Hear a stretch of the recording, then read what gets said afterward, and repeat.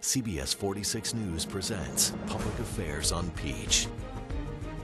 Good morning and welcome to Public Affairs on Peach. I'm Megan Packer. It is June and we know some of you are planning summer trips. CBS 46 recently visited 20 towns in 20 days. We uncovered some hidden gems we will share with you during the next half hour. Our tour begins with CBS 46's Amanda Davis in Newnan. A few miles south of downtown Newnan, nestled down a quiet country road, lies an unlikely site rich in American history. The Browns Mill Battlefield sits on about 100 acres of county land and is the site of a historical Civil War battle. The skirmish was the last cavalry battle where Union and Confederate soldiers faced off south of Atlanta and is the site of a Confederate victory so significant that some say it led to Sherman's decision to lay siege to Atlanta. But one of the best parts of this historic site is that visitors can retrace the steps of the battle. The site is dedicated to both Confederate and Union cavalrymen who fought and died on a sweltering summer day in 1864. People do that. They want to walk where their ancestor walked. And so it means a lot to people. You don't pick and choose who you honor when you're telling history. It includes both sides. If they wrote them a lot, right here. Sometimes visitors get to hold a piece of history. Today's finds include a horseshoe and part of a horse brush. This was a prairie comb, which are estimated to be at least 100 years old. It was pretty deep. I've been digging for 21 years, digging history.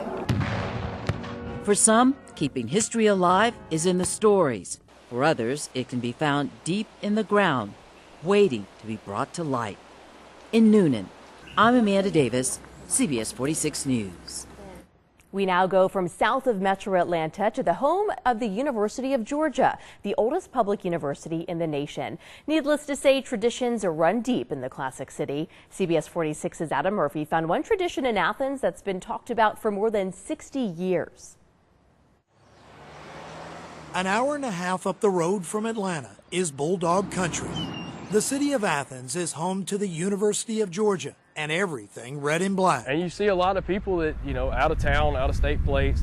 And when students come here, they quickly learn it's not all about the dog. I actually got to go with my sorority. And it's just kind of been one of those, destination spots. You see, there's a tradition standing tall for more than 60 years on a farm in Watkinsville near campus. We drove past it and I was like, oh, what is that? It's a massive iron horse in the middle of nowhere. Just one car after another, people coming and going, lining up for pictures. Josh Griffin manages the farm. There's, 1,000 different stories of how it happened, why it's here, how it got made. Here's what most people have heard. The sculpture was initially placed at Reed Hall on campus back in the 50s, but after being vandalized, it was moved here. When it first came out and people just hated it, and now that everyone loves it, it's just becoming a new tradition here at UGA. You want to go see something cool that's not necessarily mainstream, maybe you'll go to the Iron Horse. Now the Iron Horse is bringing people together. The university purchased the farm it sits on, allowing it to make its mark on the lives of so many. I've never seen anything that abstract that's got that much draw to it. Even I made a special trip to see it back in the 90s, and again last week, some 20 years later. I like how it's being integrated in our community, especially since it was so hated beforehand. And as it stands the test of time. Oh, yeah. Perhaps the lesson here is love trumps hate. Adam Murphy, CBS 46 News. Next, we head northwest of Atlanta to Canton. CBS 46 investigative reporter Sally Sears shows us how Canton's hidden gem has made old things new again. Hey, how are you? Good, how are you? Good. Make yourselves at home. Stephanie Jones and her cat eye glasses. Aren't they wonderful? Bring an edgy vibe to downtown Canton. She is a third-generation Cantonite in a town filling with newcomers. Her grandmother worked in the cotton mill. She worked at the mill for over 40 years, she and her sister. They worked in the spinning room, and they worked with the gentleman that I purchased this building from. Canton does celebrate its Milltown roots. A statue of a mill worker greets the newcomers with bobbins in hand.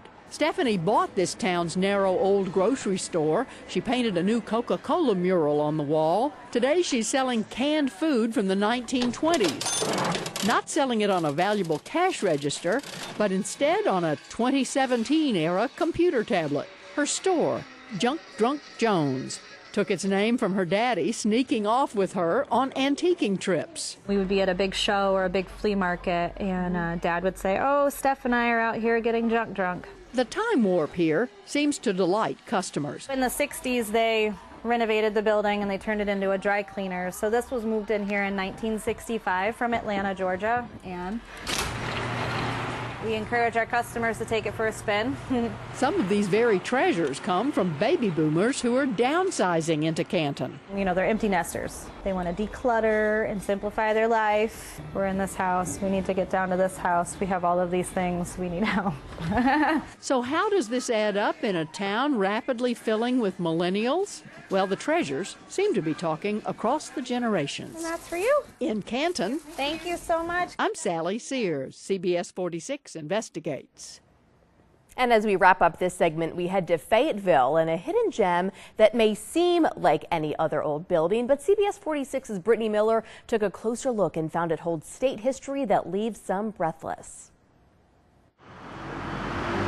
In the middle of Fayetteville Square is a bench worth bragging about. Oh, yeah. But if you blink, you may miss it.